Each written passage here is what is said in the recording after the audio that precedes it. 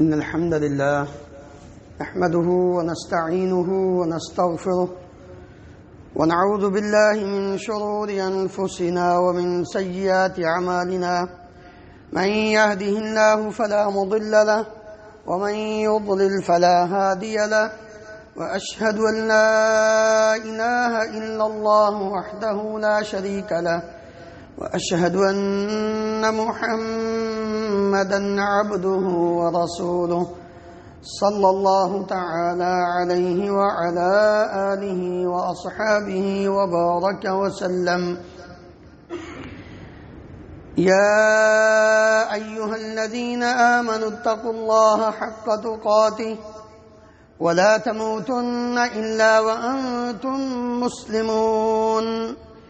يا أيها الناس اتقوا ربكم الذي خلقكم من نفس واحدة وخلق منها زوجها وبث منهما رجالا كثيرا ونساء واتقوا الله الذي تساءلون به والأرحام إن الله كان عليكم رقيبا.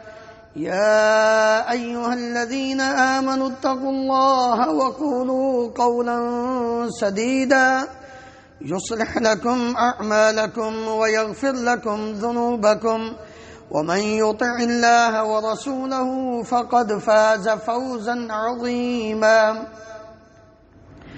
أما بعد فإن خير الحديث كتاب الله وخير الهدي هدي محمد صلى الله عليه وسلم وشر الأمور محدثاتها وكل محدثة بدعة وكل بدعة ضلالة وكل ضلالة في النار. رب اشرح لي صدري ويسر لي أمري واحلل عقدة من لساني يفقه قولي. اللهم انفعنا بما علمتنا وعلمنا ما ينفعنا وزدنا علما. سبحانك لا علم لنا إلا ما علمتنا إنك أنت العليم الحكيم. رب أوزعني أن أشكر نعمتك التي أنعمت علي وعلى والدي وأن أعمل صالحا ترضاه وأصلح لي في ذريتي إني تبت إليك وإني من المسلمين. اللهم اجعلني صبورا شكورا واجعلني في عيني صغيرا وفي أعين الناس كبيرا. رب أعوذ بك من همزات الشياطين وأعوذ بك رب أن يحضرون. اللهم طهر قلوبنا من النفاق وأعمالنا من الرياء وألسنتنا من الكذب وأعيننا من الخيانة فإنك تعلم خائنة الأعين وما تخفي الصدور. ہر قسم کی حمد و ثنا اللہ رب العالمین کی ذات گرامی کے لیے، ان گنت لا تعداد بے شمار درود و سلام اس ہستی مقدس پر جن کا نام نامی اس میں گرامی محمد رسول اللہ صلی اللہ علیہ وآلہ وسلم ہے۔ محترم حضرات، ماہ ذو الحجہ کے ابتدائی ایام جو کہ انتہائی قیمتی، عظیم اور فضیلت والے ایام ہیں، وہ جاری و ساری ہیں، اور ان ایام کے اندر ہی ایک یوم عرفہ آتا ہے اور ایک یوم النحر آتا ہے، جسے نبی کریم صلی اللہ علیہ وآلہ وسلم نے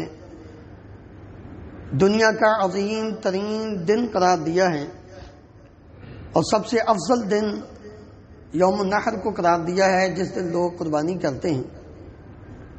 جب لفظ قربانی کا ذکر ہوتا ہے تو فوراً دل و دماغ میں جانور آ جاتا ہے جس کو ذبح کیا جاتا ہے، اور حقیقت میں ہے بھی یہی، لیکن قربانی، جانور کی قربانی کرنے سے پہلے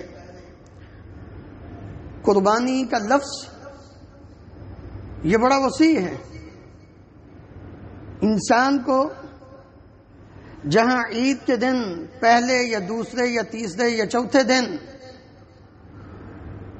جانور کو ذبح کرنا ہے اور اس کی گردن پہ چھری چلانی ہے، اس سے پہلے انسان کو اپنی انا، اپنے دل کا جو تکبر ہے اس پہ چھری چلانی ہے۔ اگر انسان سب کچھ قربان کر دیتا ہے اور وہ انا پہ قائم ہے تو اس کو سمجھ لینا چاہیے کہ وہ ابھی تک کامیاب نہیں ہوا، کیونکہ اللہ رب العالمین کو لَن يَنَالَ اللَّهَ لُحُومُهَا وَلَا دِمَاؤُهَا وَلَكِنْ يَنَالُهُ التَّقْوَى مِنْكُمْ۔ یہ کیسی قربانی ہے؟ چھوٹی سی بات پہ اپنے بھائی سے ناراض ہوا ہے، چھوٹی سی بات پہ اپنی بہن سے ناراض ہوا ہے، سال ہر سال بیت گئے ہیں، اس کی شکل دیکھنا تو دور کی بات ہے، بات کرنا بھی گوارا نہیں کرتا۔ یہ کیسی قربانی دے رہا ہے؟ یہ کس طرح اپنے آپ کو سمجھ رہا ہے کہ میں اپنے رب کے لیے جانور ذبح کر رہا ہوں؟ جانور کو ذبح کرنے کا مطلب تو یہ ہے جس طرح وہ اپنی جان اپنے رب کے سپرد کر رہا ہے، تو نے اپنے رب کے لیے کیا کیا؟ کہ تیری سوچ اور فکر بھی بدلی ہے۔ اللہ رب العالمین کو اس جانور کی کوئی ضرورت نہیں، اس جانور کے گوشت کی، اس کے خون کی اللہ تعالیٰ کو کسی چیز کی ضرورت نہیں۔ اللہ تعالیٰ کو کیا چاہیے؟ وَلَكِنْ يَنَالُهُ التَّقْوَى مِنْكُمْ، کیا تمہارے اندر، تمہارے دل کے اندر تقوی بھی رب العالمین کا موجود ہے کہ نہیں ہے؟ کیا تم نے اس قربانی کے عمل سے کچھ سیکھا ہے؟ اپنے رب کے لیے کچھ قربان کرنا بھی سیکھا ہے؟ یا تم جہاں دل آیا وہاں اپنی بات رب کی مان لی، جہاں نہ آیا وہاں دل کی مان لی؟ نہیں، اللہ تعالیٰ نے جس بات کا حکم دیا ہے، اللہ کے پیارے نبی صلی اللہ علیہ وسلم نے جس کام کے کرنے سے منع کیا ہے، مزہ تو اس میں ہے کہ انسان پھر وہ کرے اور اس سے باز آ جائے۔ یہ ہے اصل قربانی۔ اس لیے اپنے دل و دماغ کو صاف کر دینا چاہیے۔ کوئی بات نہیں، ہو سکتا ہے بہن نے، بھائی نے، کسی عزیز خونی رشتے دار نے کوئی زیادتی کر ہی دی ہو سکتا ہے، کوئی بات نہیں، لیکن تم اگر یہ چاہتے ہو، اللہ اکبر، اللہ دنیا میں بھی عزت دے، آخرت میں بھی عزت دے، تو ایک قدم آگے بڑھو، اپنے دل کی انا کو ختم کرو اور اپنے رب کا عظیم انعام، اپنے گناہوں کی معافی حاصل کرو، پھر پتہ چلے گا کہ آپ نے واقعتاً جو قربانی لی ہے وہ اپنے رب کے لیے لی ہے، دنیا کے لیے نہیں لی۔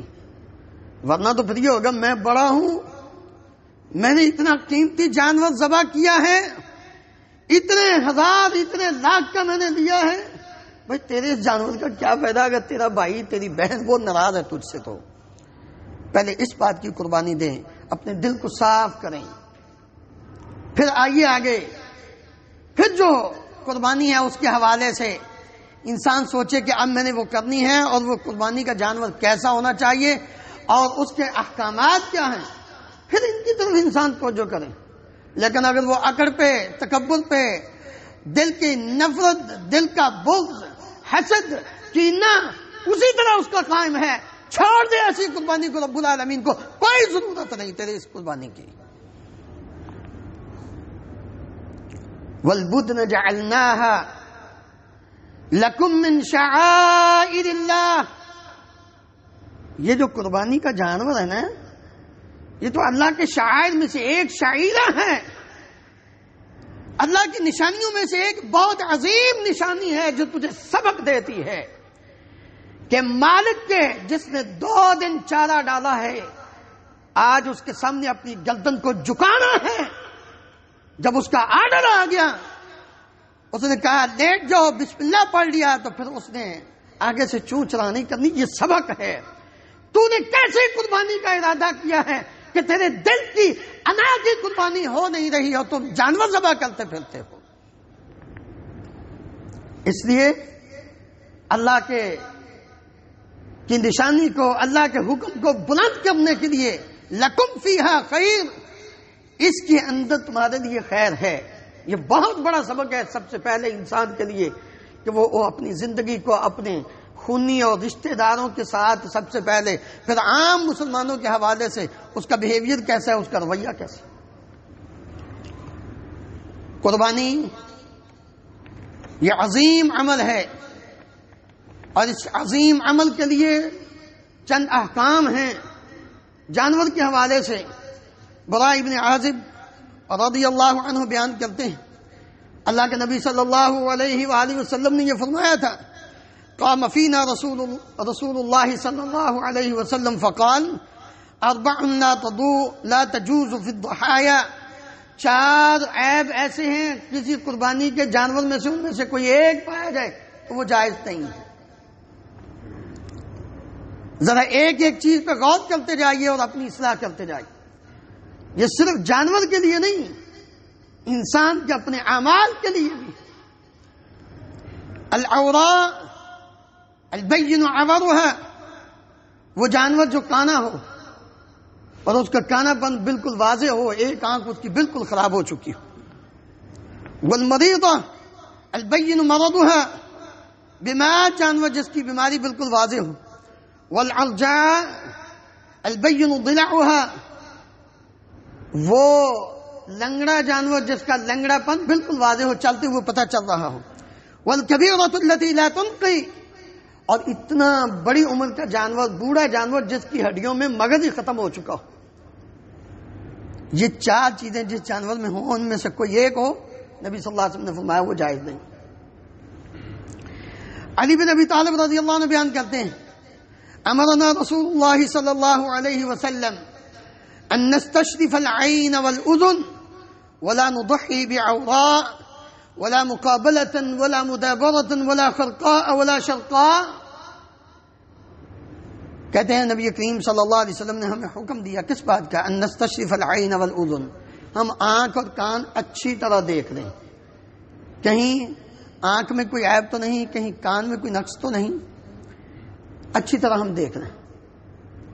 میں یہ سمجھتا ہوں یہ ظاہری چیزیں آنکھ اور کان کا نبی صلی اللہ علیہ وسلم نے فرمایا ہے. اگر اس حدیث کی گہرائی تک جائیں تو ہمیں اس بات کا سبق دیا گیا ہے کہ دل تک کسی بھی چیز کو پہنچانے کے لیے تیز ترین ذرائع وہ آنکھ اور کان ہے. انسان جب آنکھ سے دیکھتا ہے تو فوراً دل تک وہ بات پہنچتی ہے، کان سے جو سنتا ہے وہ فوراً دل تک بات پہنچتی ہے. نبی کریم صلی اللہ علیہ وسلم نے جانور کے متعلق یہ فرما کر ہمیں یہ سبق دیا ہے، اپنی آنکھ کی بھی حفاظت کرو، اپنے کان کی بھی حفاظت کرو، تاکہ سنی سنائی باتوں پہ یقین کر کے اپنے ماحول کو خراب نہ کرو، اپنے عزیزوں کو، رشتہ داروں کے ساتھ اپنے تعلق ناتا توڑو نہیں، غلط فہمیاں پیدا کر کے اپنی قدر اہمی نہ کرو. میں تو یہ سمجھا. کیوں؟ اس لیے کہ جس کی آنکھ خراب ہو اس کو تو رب العالمین کے لیے بھی قبول نہیں کیا جاتا. تو تیری آنکھ، تیرا کان خراب ہو، تم کس طرح اپنی زندگی بسر کر رہے ہو؟ اپنے آپ کو اپنے رب کا بندہ بھی کہتے ہو اور پھر تمہاری آنکھ بھی خراب ہے، تمہارا کان بھی خراب ہے. سنی سنائے. اسی لیے تو نبی کریم صلی اللہ علیہ وسلم نے فرمایا تھا نا، کفا بالمرء کذبا ان يحدث بكل ما سمع. اس آدمی کو جھوٹا ہونے کے لیے اتنا ہی کافی ہے جو سنی سنائی بات وہ آگے کر دیتے. اللہ اکبر. میرے عزیز بھائیو، قربانی کے احکام ہمیں بہت سبق دے رہے ہیں.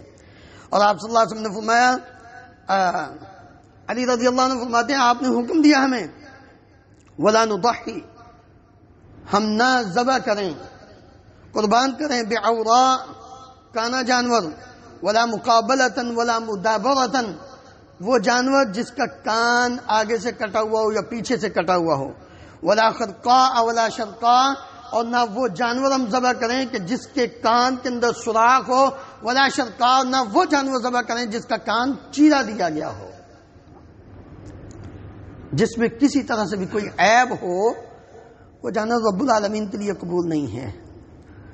تو میرے عزیز بھائی، میں اور آپ اپنے گریبان میں جھانک کر دیکھیں ہمارے اندر کتنے عیب ہیں۔ ہم دوسرے کی طرف تو بڑی جلدی انگلی ایسے کر دیتے ہیں، لیکن کبھی یہ بھی غور کیا کہ 3 انگلیاں تیری طرف، تیرے اندر کتنے عیب ہیں؟ اور دوسروں کی اصلاح کی طرف غور کر رہے ہو، اپنی بھی فکر کرو، تیرے اندر اپنے اندر کیا ہو رہا ہے۔ رافع بن خدیج رضی اللہ عنہ بیان کرتے ہیں، نبی کریم صلی اللہ علیہ وسلم کے دور میں ہم جانور خرید کر اس کو خوب اچھا موٹا تازہ کیا کرتے تھے، اس کو کھلاتے پلاتے، اس کی سیوا کرتے، وہ خوب موٹا ہو جاتا ہے، خوبصورت ہو جاتا ہے۔ اللہ رب العالمین کو جو بھی چیز پسند ہے وہ خوبصورت پسند ہے، نقص والی نہیں پسند۔ انس بن مالک رضی اللہ عنہ بیان کرتے ہیں، نبی کریم صلی اللہ علیہ وسلم کان یضحی بکبشین املحین اقرنین ویسمی ویکبر وفی لفظ ذبحهما بیدہ۔ انس رضی اللہ عنہ بیان کرتے ہیں، نبی صلی اللہ علیہ وسلم 2 مینڈے املحین اقرنین، سینگوں والے، ایسے ہوتے تھے جیسے انہوں نے سرما ڈالا ہوا، سنبیلی آنکھوں والے، سینگوں والے، نبی کریم صلی اللہ علیہ وسلم یہ 2 جانور ذبح کرتے ہیں، بسم اللہ اللہ اکبر پڑھ کر۔ ایک روایت میں ہے کہ آپ نے اپنے جانوروں کو خود ذبح کیا۔ جانور کی عمر کتنی ہونی چاہیے؟ نبی کریم صلی اللہ علیہ وسلم کا فرمان، لا تذبحوا الا مسنہ الا ان يعثر علیکم، جو بھی جانور ذبح کرنا وہ 2 دانتا ہو، ہاں اگر مشکل ہو جائے فتذبحوا جذعۃ من الضأن، بیڑ کا، دمبے کا جو 1 سال کو پہنچ چکا ہو تقریباً، وہ کر سکتے ہو۔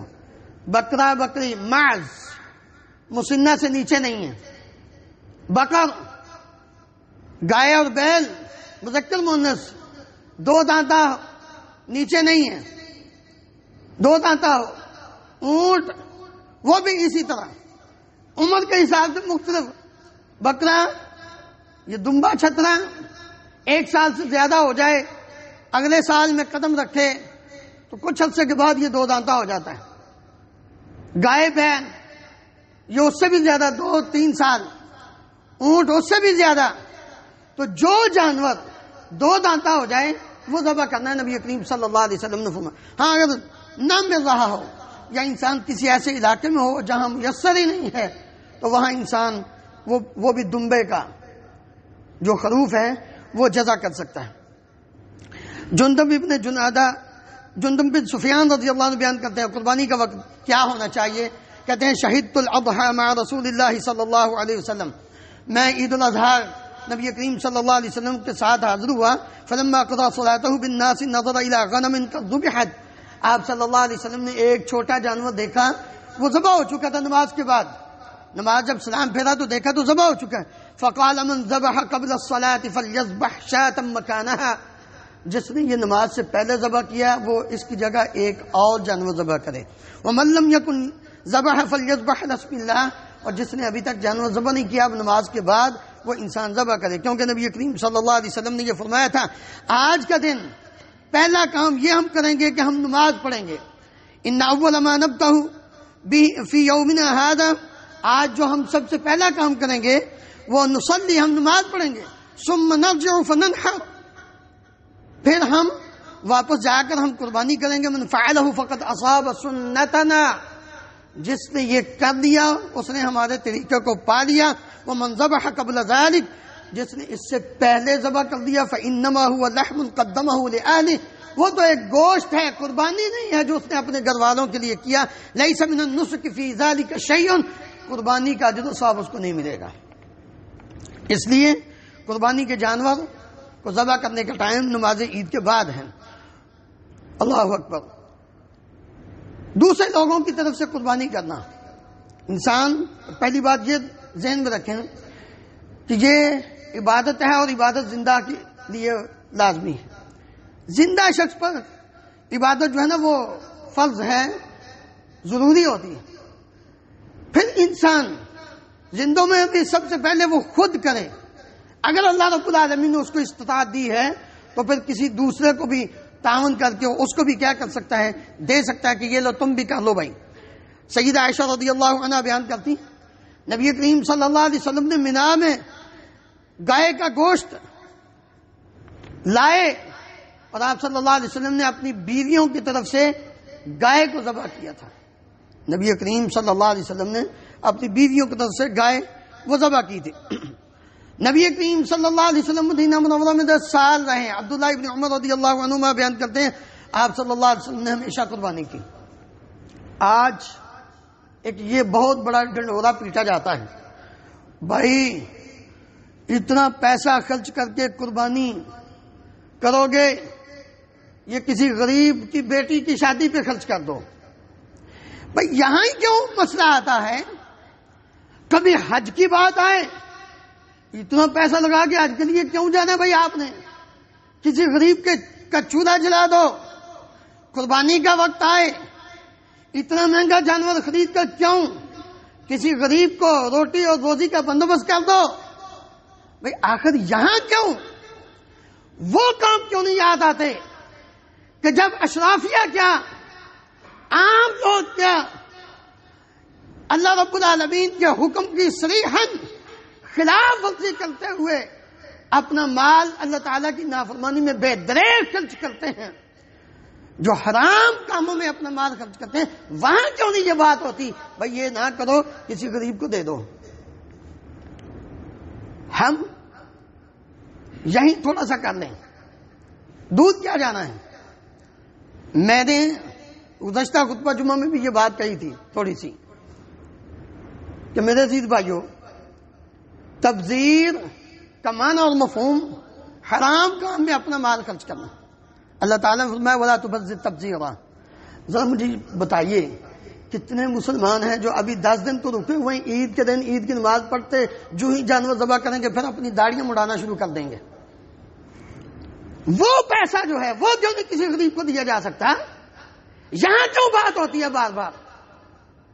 کبھی حج کے لیے قطرے قطرے سے، یہ مثالیں صرف لوگوں کے لیے نہیں سب کے لیے، قطرے قطرے سے دریا بنتا ہے۔ اگر ہر بندہ، سگریٹ پینے والا انسان ذرا غور کرے، تمباکو نوشی، شراب پینے والا انسان، یہاں کیوں نہیں یہ بات آتی؟ یہ جو پیسہ ہم ضائع کرتے ہیں، میں نے ایک مرتبہ پہلے بھی یہ بات ذکر کی تھی، ایک بھائی سے پوچھا بھائی کتنی سگریٹ پیتے ہو روزانہ؟ کہتا 1 ڈبی کتنے کی؟ آدھے دینار کی۔ 180 دینار بن جاتے ہیں سال کے۔ 180 دینار کسی غریب کو دو نا۔ یہاں کیوں نہیں یہ بات آتی؟ جب قربان، یہ اللہ کا حکم ہے، یہ عبادت ہے۔ کل کو کہے گا یہ نماز کے لیے نہ جاؤ، کسی غریب کی مدد کرو، جا کے اس کے ساتھ ہاتھ بٹاؤ۔ میرے عزیز بھائیوں، نبی کریم صلی اللہ علیہ وسلم 10 سال مدینہ منورہ میں رہے ہیں، آپ نے 10 سال قربانی کی ہے، اور قربانی کا جب جانور ذبح کرنا ہے تو اس کے متعلق نبی کریم صلی اللہ علیہ وسلم کا فرمان سنیے کہ جس سے آپ ذبح کروا رہے ہیں اس کے ساتھ کیا سلوک کرنا ہے۔ علی رضی اللہ عنہ فرماتے ہیں آپ صلی اللہ علیہ وسلم نے حجۃ الوداع کے موقع پر 100 اونٹ ذبح کیے، قربان کیے۔ پھر آپ صلی اللہ علیہ وسلم نے فرمایا کہ گوشت اور اس کے اوپر جانوروں کے اوپر جو جلیں تھی وہ بھی کھا لیں، ان کو بانٹ دو، حکم دیا، اور فرمایا کہ جو قصاب ہے جو جانور ذبح کر کے ان کا گوشت بنا رہا ہے اس کو اس میں سے کچھ نہیں دینا بطور اجرت، اپنے پاس سے پیسے دو اس کو۔ ویسے ہدیتاً جب جانے لگے گوشت بطور اجرت، آپ صلی اللہ علیہ وسلم نے فرمایا جس شخص نے جو کھال ہے اس کو بیچ دیا اور اس کی قیمت کھا لی، وہ آدمی، اس کی قربانی کا اجر و ثواب ضائع ہو جاتا ہے، کوئی اجر و ثواب نہیں اس کو ملتا۔ تو جب اس نے کسی کرنے والے کو بطور اجرت دے دی تو اس کا مطلب ہے کہ اس نے خود ہی وہ قربانی جو کھال دی اس کی اجرت خود ہی کھا لی ہے۔ قربانی کا مقصد اللہ رب العالمین کے تقوی کا حصول ہے، جو میں شروع میں بیان کر چکا ہوں۔ اسی طرح میرے عزیز بھائیوں، قربانی صاحب استطاعت پر یہ واجب ہے، بعض سنت کہتے ہیں لیکن صحیح بات یہ معلوم ہوتی ہے فصلی لربک وانحر، یہ اللہ کا حکم ہے۔ نماز عید الاضحیٰ کی نماز پڑھو اور پھر اس کے بعد ونحر، قربانی کرو، نحر کرو، یہ اللہ کا حکم ہے، واجب ہے۔ اس لیے جس کے پاس طاقت ہو، آپ صلی اللہ علیہ وسلم نے فرمایا من وجد ساعۃ لأن يضحي فلم يضحي فلا يحضر مصلانا. آپ صلی اللہ علیہ وسلم نے فرمایا جس کے پاس طاقت ہو جب وہ قربانی کر سکتا ہے پھر وہ قربانی نہیں کرتا، وہ ہماری نماز کی عیدگاہ میں حاضر نہ ہو، نماز پڑھنے نہ آئے. اتنا سخت حکم ہے نبی صلی اللہ علیہ وسلم کا. ذبح کرتے وقت نبی کریم صلی اللہ علیہ وسلم بسم اللہ پڑھا کرتے تھے، بسم اللہ اللہ اکبر، اور ساتھ یہ دعا کرتے تھے اللہم تقبل من محمد و آل محمد و من امت محمد. اے اللہ قربانی میری طرف سے، میری آل کی طرف سے اور امت کی طرف سے قبول فرما. کیا مطلب ہے؟ نبی کریم صلی اللہ علیہ وسلم نے یہ دعا کی ہے کہ اللہ جو قربانی کر رہا ہے میں کر رہا ہوں، میں اپنی طرف سے اپنی آل کی طرف سے کر رہا ہوں میری قربانی، اور میری امت کا جو بندہ بھی قربانی کر رہا ہے تیری رضا کے لیے اس کی بھی قربانی کو قبول فرما.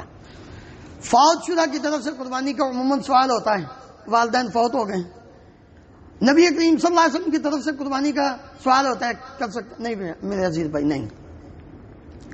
آپ صلی اللہ علیہ وسلم کے بعد آپ کے کسی بھی گھر والوں نے آپ کی طرف سے قربانی نہیں کی. وہ جو روایت پیش کی جاتی ہے نا حضرت علی رضی اللہ عنہ کے بارے میں کہ انہوں نے کہا کہ مجھے آپ نے حکم دیا تھا کہ میں جب تک زندہ رہوں آپ کی طرف سے قربانی کروں، وہ روایت ہی صحیح نہیں ہے، نبی کریم صلی اللہ علیہ وسلم سے ثابت نہیں ہے. تو جو چیز آپ سے ثابت نہیں ہے اس پر عمل کیسا؟ ہاں اگر کسی کو اللہ نے توفیق دی ہے وہ ضرور کرنا چاہتا ہے کہ چلو یہ موقع ہے تو وہ فوت. عبداللہ ابن مبارک رحمہ اللہ کا قول جامع ترمذی میں موجود ہے، وہ فرماتے ہیں کہ یہ صدقہ ہوگا اور یہ جو جانور ہیں یہ سارے کا سارا اللہ کے راستے میں صدقہ کر دیا جائے گا، اس کو تقسیم کر دیا جائے گا، اس میں سے خود کچھ نہیں انسان کھائے گا. ہاں اگر کرنا ہے تو ٹھیک ہے، والدین کی طرف سے کرنی ہے، بہن کی طرف سے کرنی ہے، کسی عزیز کی طرف سے کرنی ہے تو وہ پھر صدقہ ہوگا، وہ خود نہیں انسان کھا سکتا. نبی اللہ رب العالمین کا فرمان ہے تو قربانی کا جو جانور ہے اس کا گوشت بنانے کے بعد فَكُلُوا مِنْهَا، خود بھی کھاؤ، وَأَطْعِمُوا الْبَائِسَ الْفَقِيرَ، جو محتاج ہے اس کو بھی دو. دوسری آیت میں فَكُلُوا مِنْهَا وَأَطْعِمُوا الْقَانِعَ وَالْمُعْتَرَ، جس نے خود قربانی دیا اس کو بھی بطور گفٹ دو، تحفتاً دو، اور جو نہیں کر سکا اس کو بھی دو، اس کو بھی کھلاؤ. یہی اللہ رب العالمین کا حکم ہے. قربانی کے دن 4 ہیں، 10 ذوالحج، 11، 12 اور 13. یہ 4 دن قربانی کے ہیں. نبی کریم صلی اللہ علیہ وسلم کے دور میں، آپ صلی اللہ علیہ وسلم کے صحابہ کے دور میں جو انسان کسی وجہ سے لیٹ ہوتا ہے تو وہ 13 ذوالحج کی مغرب سے پہلے قربانی کر سکتا ہے. اللہ رب العالمین ہم سب کو عمل کرنے کی توفیق عطا فرمائے.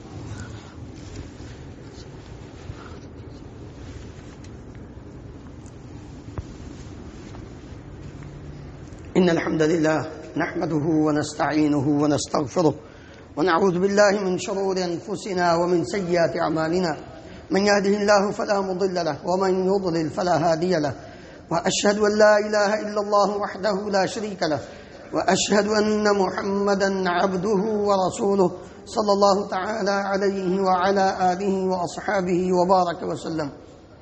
محترم حضرات، یہاں بدھ کے دن عید ہے انشاءاللہ. عید کی نماز پڑھنا یہ بھی ضروری ہے. جان بوجھ کے عید کی نماز سے پیچھے رہنا یہ درست نہیں. اگر کوئی شخص لیٹ ہو گیا تو وہ خود اکیلا بھی پڑھ سکتا ہے، اس لیے اس بات کا اہتمام کرنا.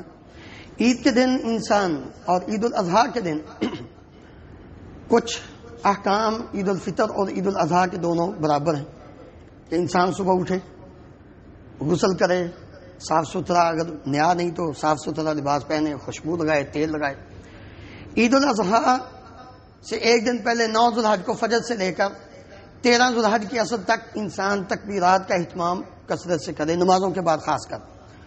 ویسے ان دنوں میں چلتے پھرتے انسان کو تکبیرات پڑھنی چاہیے، کیونکہ نبی کریم صلی اللہ علیہ وسلم نے فرمایا جو بھی اللہ اکبر کہتا ہے، جو بھی الحمدللہ پڑھتا ہے، جو لا الہ الا اللہ پڑھتا ہے، الا بشرا، اس کو خوشخبری دی جاتی. صحابہ نے پوچھا یا رسول اللہ ابشرا بالجنہ، کیا ایسے بندے کو جنت کی بشارت دی جاتی ہے؟ تو فقال نعم، آپ نے ہاں ہاں. تو اس لیے بڑا اجر اللہ اکبر تکبیرات پڑھنے کا بڑا اجر ہے. اس لیے انسان کو یہ چلتے پھرتے تکبیرات، عبداللہ ابن عمر رضی اللہ عنہما، ابو ہریرہ رضی اللہ عنہ نکل جاتے تھے تو پڑھتے رہتے تھے، لوگ بھی ان کی آواز سن کر پڑھنا شروع کر دیتے. اسی طرح عید کے دن تکبیرات پڑھتے ہوئے جانا ہے. اگر انسان کھلے میدان میں عید کی نماز پڑھے تو وہ عید کی نماز سے پہلے کچھ نہیں پڑھے گا، جا کر بیٹھ جائے، جب تک عید کی نماز کھڑی نہیں ہوتی اس وقت تک تکبیرات پڑھتا رہے۔ اگر کوئی بندہ مسجد میں آیا ہے، ابھی وقت ہے عید کی نماز کھڑا ہونے میں، تو وہ آدمی تحیت المسجد پڑھ سکتا ہے، کیونکہ مسجد کا یہ حق ہے کہ اس کے اندر بیٹھنے سے پہلے انسان 2 رکعتیں پڑھے۔ نبی کریم صلی اللہ علیہ وسلم کا یہ فرمان۔ اللہ اکبر۔ عید کی نماز کے بعد ملاقات، سب سے ملنا چاہیے۔ یہ اچھی بات نہیں ہے کہ دوستوں کو تو گلے لگائے، خوشی کے ساتھ ان کو عید کی مبارکباد دے، اور اپنا ہی بھائی ساتھ کھڑا ہو اور اس کے متعلق دل میں نفرت ہو، یہ اچھی بات نہیں۔ یہ کس بات کی عید ہے؟ کیسی خوشی ہے بھائی آپ کی کہ آپ عجیب عید کی نماز اور خوشی منانے کے لیے آئے ہوئے ہیں کہ آپ کے دل میں اپنے بھائی کے بارے میں نفرت ہے، اپنی بہن کے بارے میں نفرت نہیں۔ اس لیے پہلے سے میں نے شروع میں بھی یہ بات کہی کہ اپنے دل کو صاف کریں، اور عید کے بعد ایک دوسرے کو مبارک، صحابہ تقبل اللہ تعالیٰ اور اسی طرح عید کو مبارک کے الفاظ کہتے تھے۔ یہ عظیم دن ہے، اللہ رب العالمین اپنے بندوں کو معاف کرتے ہیں، عام معافی کا اعلان ہوتا ہے عید کے دن، بندوں کے گناہوں کی معافی کا عام اعلان ہوتا ہے۔ اس لیے اس حقیقی خوشی کو حاصل کرنے کے لیے انسان کو اپنا ظاہر اور باطن دونوں صاف کرنا چاہیے۔ لیکن یہاں ایک بات ضروری ہے جو انتہائی ضروری ہے، جہاں ہم اس خوشی کو حاصل کرنے کے لیے نماز پڑھنے کے لیے آ رہے ہیں، میرے عزیز بھائیوں، منکرات سے اپنے آپ کو بچانا ہوگا۔ کہیں ایسا نہ ہو کہ ہم خوشی میں آ کے رب العالمین کی نافرمانی شروع کر دیں۔ انسان کپڑے پہنے لیکن اپنے کپڑوں کو سنت کے مطابق ٹخنوں سے اوپر رکھے۔ وہ شلوار پہنی ہے، پینٹ پہنی ہے، داشا پہنا ہے، ٹراؤزر پہنا ہے، جو بھی آپ پہن کر آئے ہیں، ٹخنوں سے اوپر نہ رکھیں، کیونکہ نبی صلی اللہ علیہ وسلم ٹخنوں سے اوپر رکھیں۔ ٹخنوں سے نیچے کپڑا گیا تو نبی صلی اللہ علیہ وسلم کا فرمان ہے ثلاثۃ لا یکلمہم اللہ، 3 قسم کے بندے ایسے ہیں جن کو اللہ تعالیٰ ان سے کلام نہیں کرے گا، ولا ینظر الیہم ولا یزکیہم ولہم عذاب علیم، نہ اللہ ان کو دیکھے گا، نہ ان کو پاک کرے گا، ان کے لیے دردناک عذاب ہے۔ ان میں سب سے پہلا المسبل، جو اپنے کپڑے کو ٹخنوں سے نیچے رکھتا ہے، نبی کریم صلی اللہ علیہ وسلم اللہ اس کے ساتھ بات ہی نہیں کرے گا۔ اس لیے اس بات سے دوسرا جو منکر کام عموماً ہوتا ہے داڑھی مڈانا۔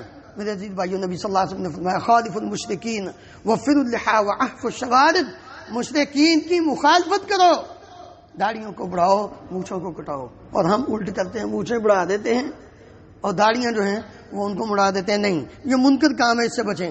غیر محرم عورتوں کے ساتھ اختلاط، اس سے بھی نبی کریم صلی اللہ علیہ وسلم نے منع فرمایا، ایاکم الدخول علی النساء، غیر محرم کے ساتھ علیحدہ نہیں ہونا۔